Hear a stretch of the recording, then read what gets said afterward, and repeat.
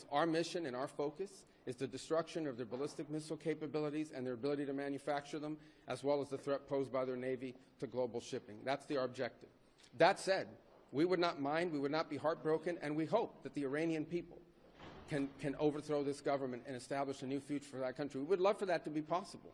But the objective of this mission is the destruction of their ballistic missile capabilities and of their naval capabilities. How do the United States, Mr. Secretary, Yep. Mr. Secretary, so are you saying, based on that, are you saying that there is no responsibility, no plan for the U.S. to at least play a role in whatever government comes next? We might. We'll see how circumstances play out. But I'm telling you what the objectives of this operation are.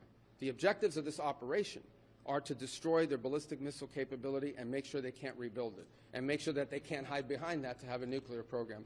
That's the objective of the mission. That said, abundantly clear, we would love for there to be an Iran that's not governed by radical Shia clerics. As I've said myself repeatedly for years, the leadership of that country does not reflect the people of Iran, and I think that's been pretty apparent in the protests that you've seen.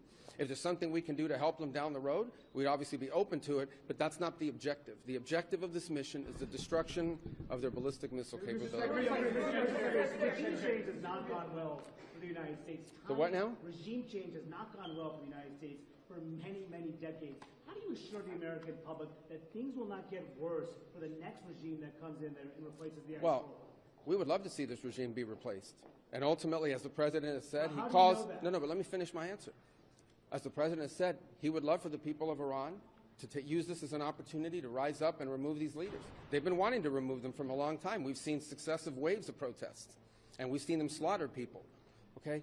But the objective of this mission is to make sure they don't have these weapons that can threaten us and our allies in the region. That's why we're doing what we're doing now.